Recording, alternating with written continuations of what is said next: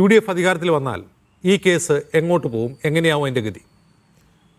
കഴിഞ്ഞ 10 വർഷക്കാലം കേരളത്തിൻ്റെ ചരിത്രത്തിലെ ഒരു ഇരുണ്ട കാലഘട്ടം എന്ന് അറിയപ്പെടുന്ന ഒരു ഏറെയാണ്. അതിലേറ്റവും പ്രധാനപ്പെട്ട പങ്ക് വഹിച്ചത് ഈ ആഭ്യന്തര സംവിധാനമാണ്. പ്രത്യേകിച്ചും രണ്ടാമത്തെ പിണറായി ഗവൺമെൻറ് വന്നപ്പോഴാണ് DGP ആരാണ് എന്ന് നമ്മൾക്ക് അറിയില്ല, അല്ലെങ്കിൽ അദ്ദേഹത്തിൻ്റെ ആക്ഷൻ അറിയില്ല. മുഖ്യമന്ത്രിയുടെ ഓഫീസ് കേന്ദ്രീകരിച്ച് P. ശശിയാണ് ആഭ്യന്തര സംവിധാനത്തെ നിയന്ത്രിച്ചത്. അതിനൊരുപാട് വിക്ടിംസ് ഇതുമായി ബന്ധപ്പെട്ട് ഉണ്ടായിട്ടുണ്ട്. ഇപ്പോൾ സുജിത് ദാസിനെ സസ്പെൻഡ് ചെയ്തത് ശ്രീ PV അൻവർ അന്ന് ഈ ഒരു ഓഡിയോ ക്ലിപ്പ് പുറത്തു വിട്ടപ്പോഴാണ്. അൻവറിൻ്റെ പരാതി അല്ല, അത് പുറത്തു വിട്ടപ്പോൾ നമ്മളൊക്കെ ഞെട്ടി. കേരളം മുഴുവൻ പറഞ്ഞു ഇയാൾ IPS നിൽക്കാൻ പാടുണ്ടോ. അപ്പോൾ അദ്ദേഹം പറഞ്ഞിരിക്കുന്ന കാര്യങ്ങൾ എത്തി നിൽക്കുന്നത് പൊളിറ്റിക്കൽ സെക്രട്ടറിയിലാണ്, ADGP അജിത് കുമാറിലാണ്. അപ്പോൾ അദ്ദേഹം ഈ ഒരു ഓഡിയോ ക്ലിപ്പ് കേട്ട ഉടനെ സസ്പെൻഡ് ചെയ്തിട്ടുണ്ട് എങ്കിൽ അതിൻ്റെ തുടരന്വേഷണം നടത്തേണ്ടത് ഗവൺമെൻറ്റാണ്. ഗവൺമെൻറ് എന്ന് പറഞ്ഞാൽ ആരാണ്? P. ശശിയാണ്.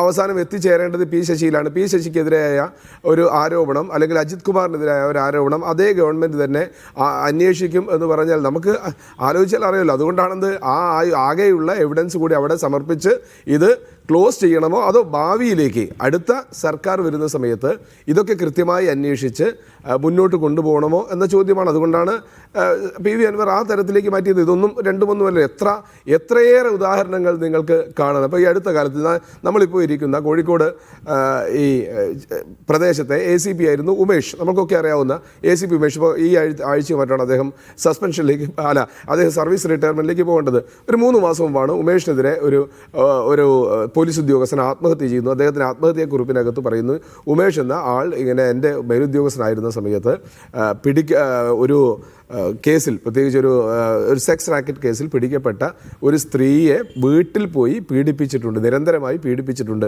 അതുകൊണ്ട് അവർക്ക് പരാതി പറയാൻ ഇല്ല. അങ്ങനെ തുടങ്ങി ഒരുപാട് കാര്യങ്ങൾ പറഞ്ഞു. പിറ്റേ ദിവസം പോലീസ് എന്ത് ചെയ്തു? ഡിപ്പാർട്ട്മെൻറ്റ് ഉമേഷിനെ സസ്പെൻഡ് ചെയ്തു. പിന്നീട് നമ്മൾ എന്തെങ്കിലും കേട്ടതിനെ പറ്റി? നമ്മൾ കുറേ സമരങ്ങളൊക്കെ ചെയ്തു. ഉമേഷ് സസ്പെൻഷനിലായിരുന്നു. അടുത്ത കാലത്ത് ഇത്ര കാലമായിട്ടും ഉമേഷിനെതിരെ ഒരു FIR പോലും ഇട്ടിട്ടില്ല. ഇപ്പോൾ റിട്ടയർമെൻറ്റ്, വളരെ മാന്യമായി റിട്ടയർമെൻറ്റ് കൊടുക്കുകയാണ്. എന്തുകൊണ്ടാണ് ഉമേഷിന് ആ കാര്യം ചെയ്തു കൊടുത്തത്? ഉമേഷ് സർവീസിലുള്ള സമയത്ത് ചെയ്തു കൊടുത്ത കാര്യങ്ങൾ ഇപ്പോൾ നമ്മൾക്കൊക്കെ അറിയാവുന്ന, എനിക്കൊക്കെ നേരിട്ട് അറിയാവുന്ന കോഴിക്കോട് ചേവായൂർ ബാങ്ക് എന്ന് പറയുന്ന വലിയ ആസ്തിയുള്ള ബാങ്ക് പിടിച്ചെടുക്കാൻ ആരാ? ഷാഫിയെ തല്ലിയ പോലീസുകാർ ഉണ്ടല്ലോ. ഷാഫിയെ തല്ലി ആ അന്വേഷണം എവിടെ എത്തി? ബോംബ് പൊട്ടിച്ചു. നമ്മുടെ വേർഷൻ അവിടെ നിൽക്കട്ടെ. ഞങ്ങൾ കോൺഗ്രസ് പറഞ്ഞ UDF പറഞ്ഞ വേർഷൻ അവിടെ നിൽക്കട്ടെ.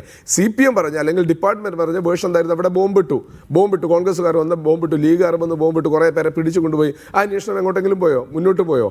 തല്ലിയവൻ ഇപ്പോഴും സ്വസ്ഥമായി സുഖമായി ജീവിക്കുന്നു പോലീസ് ഉദ്യോഗസ്ഥന്മാർ.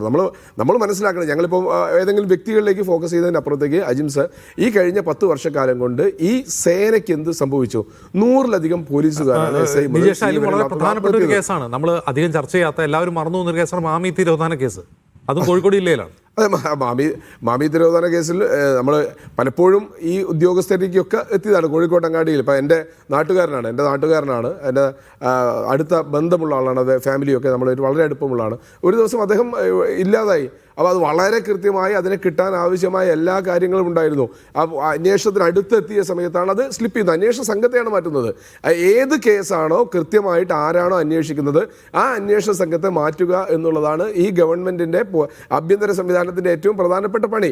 അവരാവശ്യപ്പെട്ട രീതിയിൽ കാര്യങ്ങൾ ചെയ്തു കൊടുക്കുക. നമ്മൾക്കൊക്കെ അറിയാം. ഇപ്പോൾ മെഡിക്കൽ കോളേജിൽ ഒരു CA ഉണ്ടായിരുന്നു, ശ്രീജിത്ത്. അദ്ദേഹം നിലപാടെടുത്തു. അദ്ദേഹം ലീവ് പോയി കേസുമായി ബന്ധപ്പെട്ട് അദ്ദേഹത്തെ പിന്നെ ഇങ്ങനെ കാസർകോട്ടേക്ക് മാറ്റുന്നു, അങ്ങോട്ട് മാറ്റുന്നു, ഇങ്ങോട്ട് മാറ്റുന്നു.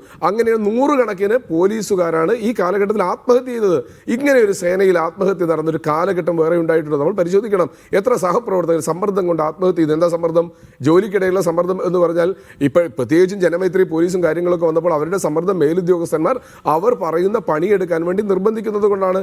ആരെ പണിയെടുക്കാൻ പറയുന്നത്? ഇപ്പോൾ SP സുജിത് ദാസ് അദ്ദേഹം പറഞ്ഞ സ്വന്തം കോമ്പൗണ്ടിനകത്തുള്ള മരം മുറിച്ച് വിറ്റ കേസിൽ മരം മുറിച്ച് വിൽക്കുന്നു. അത് പുറത്തായപ്പോൾ MLA വിളിച്ച് പറയുന്നു ഞാൻ എൻ്റെ ജീവിതാവസാനം വരെ നിങ്ങൾക്ക് അടിമപ്പെട്ട് നിന്നോളാം എന്നൊരു SP പറയുന്നു. അയാൾ ഇപ്പോഴും SP ആണ്. അയാൾ ADGP, അതിന് മുകളിലാണ് ADGP. അദ്ദേഹം ചെയ്ത കാര്യങ്ങളിലേക്ക് പോകുന്നില്ല. ADGP RSSകാരനെ കണ്ടത് ഉൾപ്പെടെയുള്ള കാര്യങ്ങളുണ്ട്. ADGP അജിത് കുമാർ. ഇപ്പോൾ ഈ പോലീസ് സേനയ്ക്കകത്ത് ആരെങ്കിലും ഒരാൾ, ഒരു നല്ല ഒരു പേര് കേട്ട ആളുകൾ ഇപ്പോൾ ആരെങ്കിലും ഈ സർവീസിനകത്ത് നിൽക്കുന്നുണ്ടോ എന്നാണ് നമ്മൾ പരിശോധിക്കേണ്ടത്. നേരത്തെ നമ്മുടെ TP ചന്ദ്രശേഖരൻ വധക്കേസിലൊക്കെ പ്രതികളെ പിടിക്കാൻ വേണ്ടി അന്നത്തെ കേരള പോലീസ് ചെയ്തൊരു എഫേർട്ട് ഉണ്ടായിരുന്നു. അപ്പോൾ ജോസി ചെറിയാനെ പോലെയൊക്കെ ആളുകൾ, ഇന്ന് ജോസി ചെറിയാനൊക്കെ ആ സമ്മർദ്ദത്തിൻ്റെ ഭാഗമായി പ്രൊമോഷൻ പോലും നിഷേധിക്കപ്പെട്ടു എന്നാണ് ഞാനൊക്കെ മനസ്സിലാക്കുന്നത്. അപ്പോൾ പോലീസ് സേന നല്ല സേനയായിരുന്നു. ഇപ്പോൾ ഷൗക്കത്ത് അലിയെ പോലെയുള്ള ആളുകൾ, സന്തോഷിനെ പോലെയുള്ള ആളുകളൊക്കെ പോലീസ് സേന അതിഗംഭീരമായ പോലീസ് സേനയായിരുന്നു. പക്ഷേ അതിനെ ഇല്ലാതാക്കിയ ഒരു കാലഘട്ടമാണ് കഴിഞ്ഞ 10 വർഷം. കാരണം പോലീസ് സേനയുമായി യാതൊരു ബന്ധവുമില്ലാതെ ഒരു രാഷ്ട്രീയക്കാരൻ, നേരത്തെ ക്രൈമിനകത്ത് ഉൾപ്പെട്ട രാഷ്ട്രീയക്കാരാൽ നിയന്ത്രിക്കപ്പെടുന്ന ഒരു സേന എന്ന നിലയ്ക്ക് അവരുടെ ഇംഗിതത്തിനനുസരിച്ച് മാറേണ്ടി വരുന്ന ഒരു സേനയായി കേരള പോലീസ് മാറി എന്നുള്ളതാണ് നമുക്ക് ഏറ്റവും പ്രയാസകരം. അതിൻ്റെ ഭാഗമാണെന്ന് കേരളത്തിൻ്റെ തെരുവീതികളിൽ കാണുന്ന അക്രമം, കൊട്ടേഷൻ, കൊലപാതകം